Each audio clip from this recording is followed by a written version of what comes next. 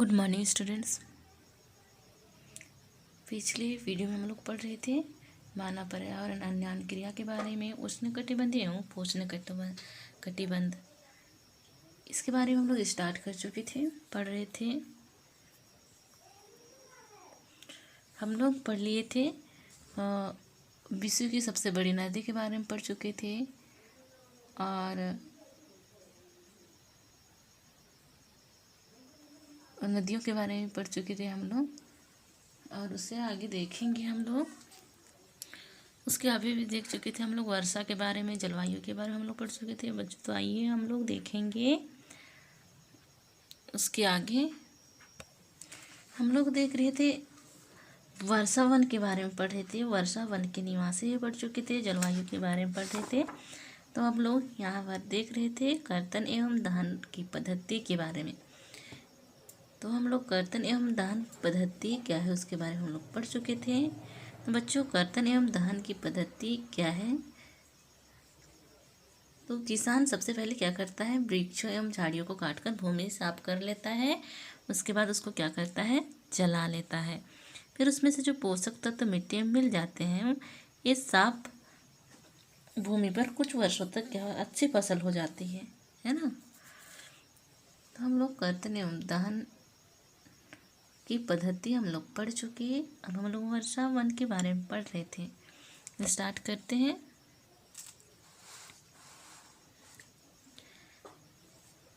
वर्षा one अत्यधिक मात्रा में घरों के लिए लकड़ी प्रदान करते हैं। वर्षा वन अत्यधिक मात्रा में घरों के लिए क्या करते हैं, लकड़ी प्रदान करते हैं।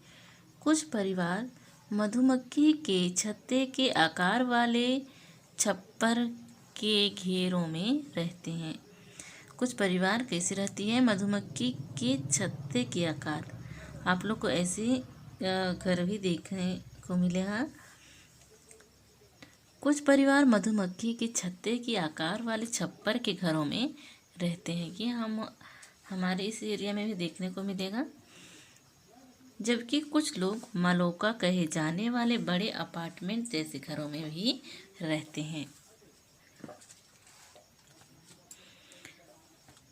जिनकी छत तीव्र ढलान वाली होती है।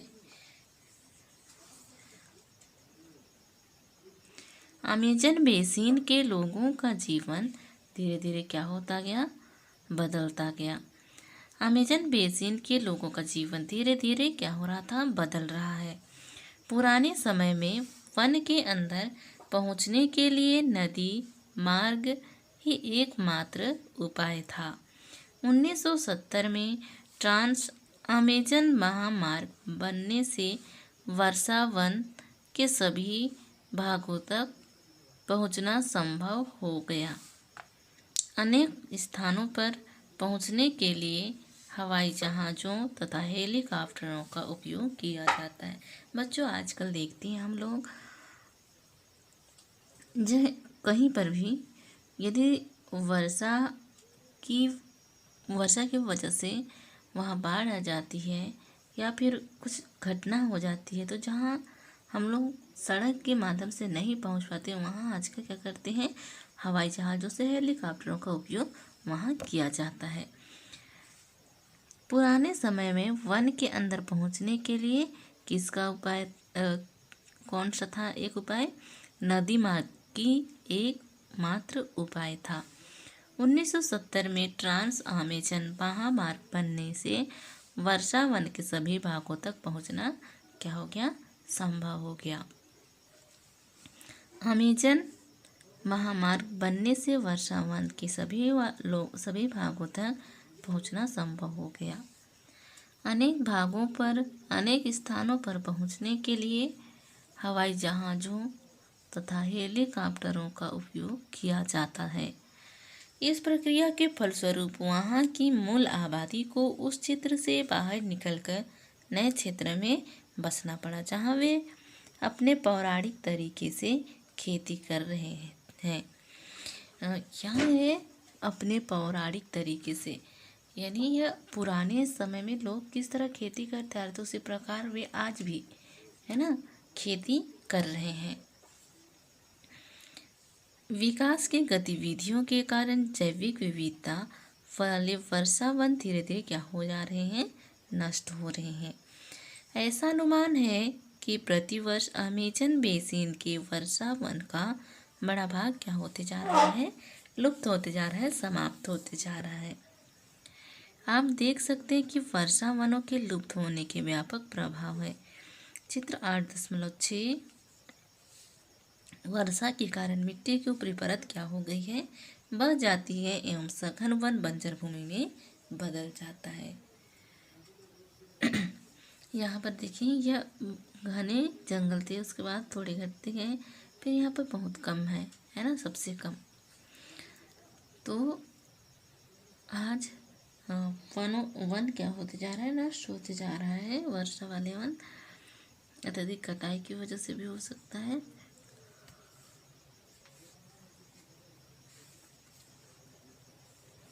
प्रतिवर्ष अमेजन बेसिन की वर्षा वन का बड़ा भाग लुप्त होता जा रहा है। कहाँ की बात है ये, अमेजन की वर्षा वनों के लुप्त होने से व्यापक प्रभाव होता है। वर्षा के कारण मिट्टी की ऊपरी परत बह जाती है एवं सघन वन बंजर भूमि में बदल जाती है। हम लोग अमेजन बेसिन के बारे में पढ़ रहे थे, अब पढ़ेंगे हम लोग गंगा ब्रह्मपुत्र बेसिन के जीवन के बारे में पढ़ेंगे।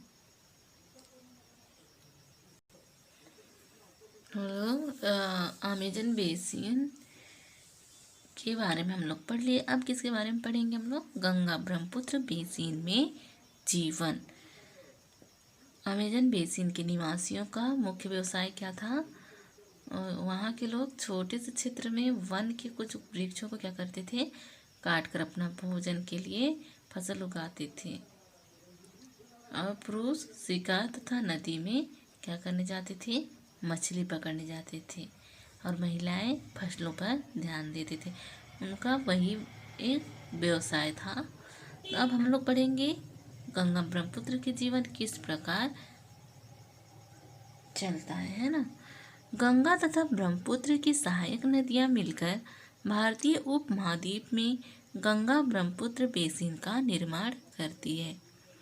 चित्र 8.8 यह बेसिन उपोष्ण में 10 अंश उत्तर से 30 अंश उत्तर अक्षांश के मध्य स्थित है। घाघरा, सोन, चंबल, गंडक, कोसी जैसे गंगा की सहायक नदियाँ एवं ब्रह्मपुत्र की सहायक नदियाँ इसमें अपवाहित होती हैं। एटलस की सहायक से ब्रह्मपुत्र की कुछ सहायक नदियों के नाम ढूंढें। क्या करना है, गंगा तथा ब्रह्मपुत्र की सहायक नदियाँ मिलकर भारतीय उपमहाद्वीप में क्या बनाती हैं, गंगा ब्रह्मपुत्र बेसिन का वहाँ निर्माण करती है। चित्र 8.8 ये रहा मानचित्र है। तो यह बेसिन उपोष्ण में 10 अंश उत्तर से 30 अंश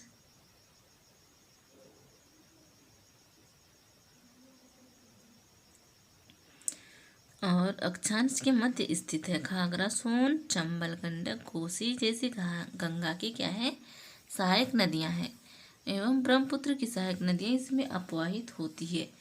एटलस की सहायता से ब्रह्मपुत्र की कुछ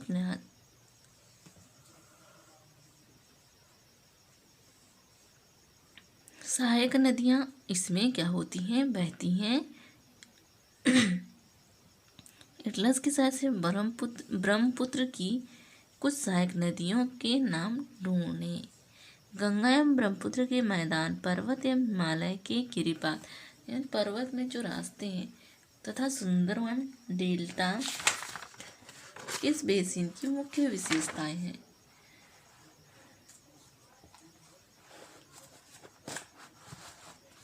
यहाँ देखिए कहाँ है, ये है गंगा नदी, इसमें है ब्रह्मपुत्र नदी। तो इसमें कौन कौन सी नदी में है, घाघरा है, सोन है, चंबल है, गंडक है और कोसी है। ये क्या है, गंगा और ब्रह्मपुत्र की सहायक नदियां हैं। हम इसको एटलस में देखेंगे तो हमें समझ में आ जाएगा। एटलस में ना सही मानचित्र में देखते तो समझ में आ जाता।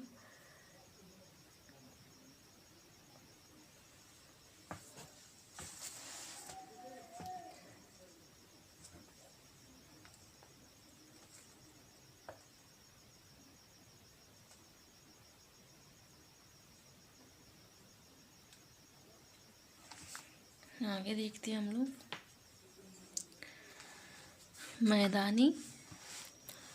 मैदानी क्षेत्र में अनेक चाप झील पाई जाती है। मैदानी क्षेत्र में जो झील है, चाप झील पाई जाती है। यहाँ की जलवायु मुख्यतः मानसूनी है। मानसून में मध्य जून से मध्य सितंबर के बीच वर्षा होती है। बच्चों, हम लोग के क्षेत्र में भी मानसून जो चलती है तो क्या होती है, वर्षा होती है ना। यहाँ पर कौन से महीने में होती है? जून से मध्य सितंबर के बीच वर्षा होती है। वही है हमारे इधर भी, मानसून की मध्य जून से मध्य सितंबर के बीच होती है। ग्रीष्म ऋतु में गर्मी एवं शीत ऋतु में ठंड होती है। ग्रीष्म में गर्मी एवं शीत ऋतु में कैसे होती है? ठंड होती है। भारत का मानचित्र देखिए, उन राज्यों के नाम बताइए जहाँ गंगा ब्रह्मपुत्र बेसिन स्थित है। बच्चों, हमारे पास मानचित्र तो नहीं है,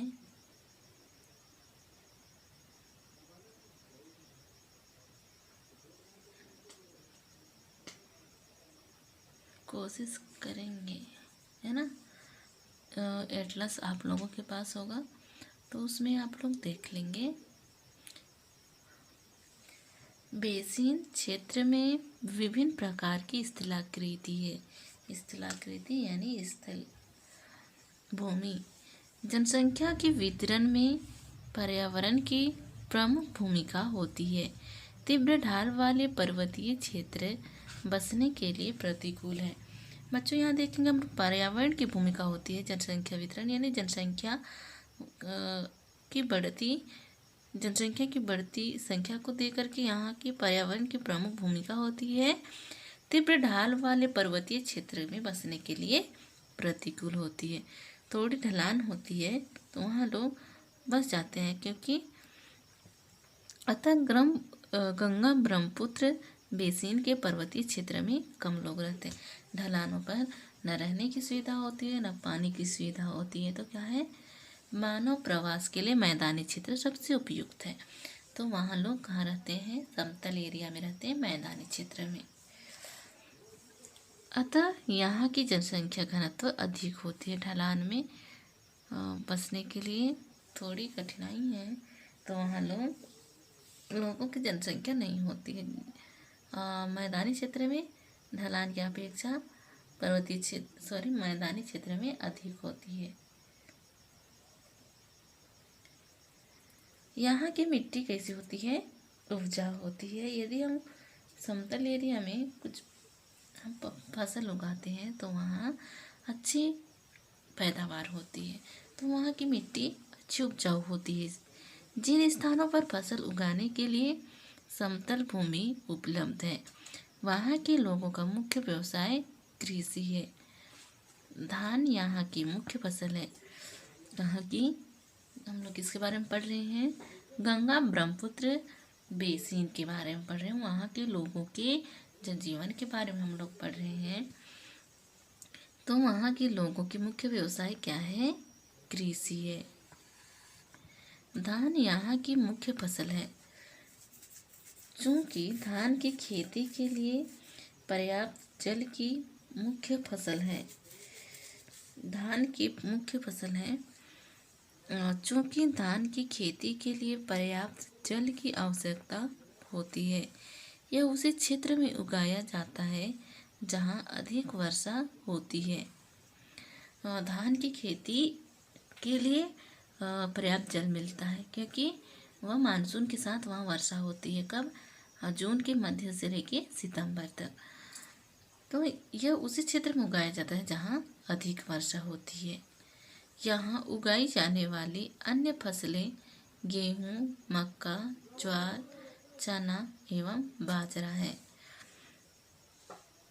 गन्ना एवं जूट जैसी नकदी फसलें भी उगाई जाती है। यहाँ उगाई जाने वाली और फसल कौन कौन सी हैं? धान के साथ गेहूँ, मक्का, ज्वार, चना एवं बाजरा है। गन्ना एवं जूट जैसी नकदी फसलें भी उगाई जाती है। मैदान के कुछ क्षेत्र में केले के बागान भी देखे जाते हैं। मक्का, ज्वार, गेहूँ, चना, बाजरा के अलावा और क्या क्या लगाते हैं? गन्ना, जूट आदि की भी फसलें वहाँ की जाती है।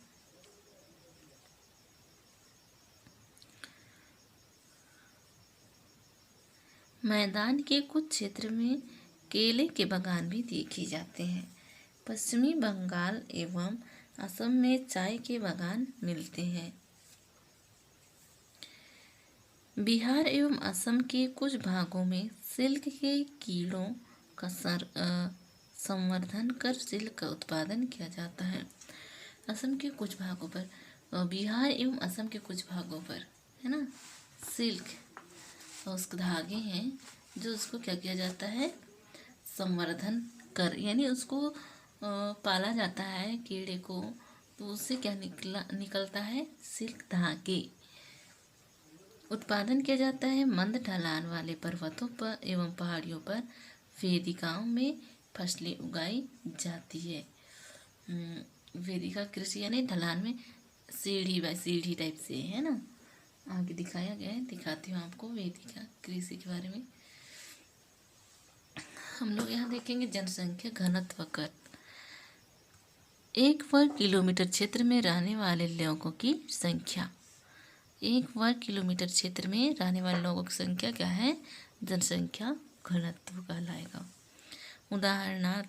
उदाहरणतः उत्तराखंड का जनसंख्या घनत्व 189 है, जबकि पश्चिम बंगाल का 1029 तथा बिहार का 1102 है।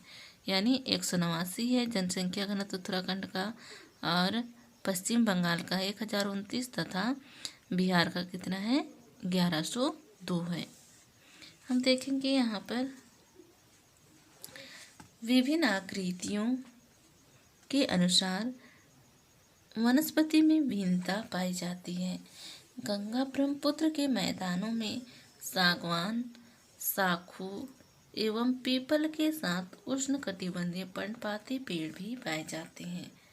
सागवान, साखू एवं पीपल के साखू आप लोग को बताऊंगी मैं। पीपल के साथ कटिबंधीय पर्णपाती पेड़ भी पाए जाते हैं।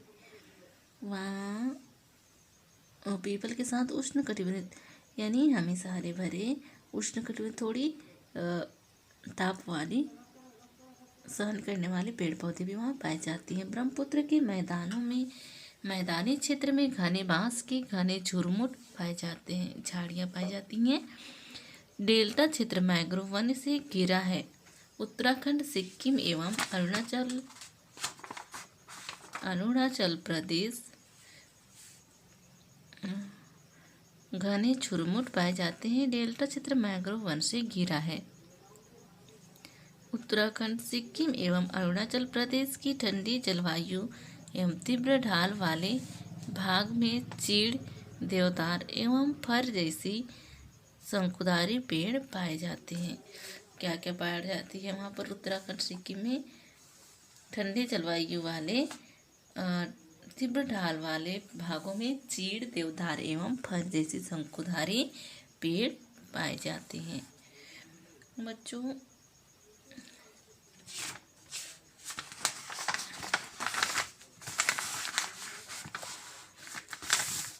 यहाँ देखिए वेदिका कृषि।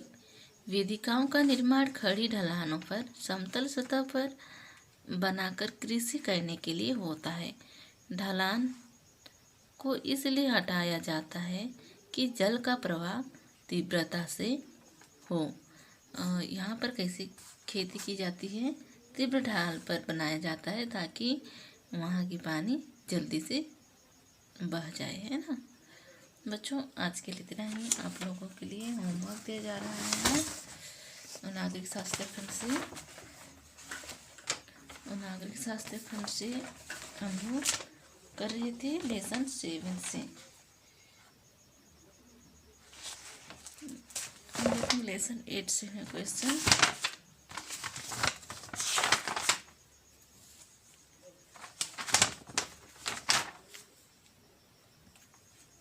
लेसन 7 से दे रही हूँ क्वेश्चन बचा था। सरकार द्वारा महिलाओं के उत्थान के लिए चलाई जा रही योजनाओं की जानकारी शिक्षक शिक्षिकाएं की सहायता से एकत्र कीजिए। ये आप लोग के लिए होमवर्क रहेगा।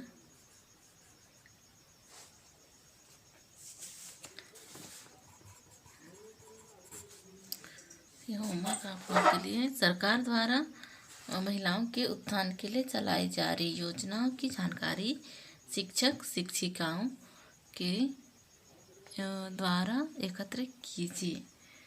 तो आप लोगों को लिखना है कि कौन कौन सी महिलाओं को चलाया गया है, कौन कौन सी योजना है, उसको लिखेंगे आप लोग और होमवर्क करके सही टाइम पे सेंड कर देंगे।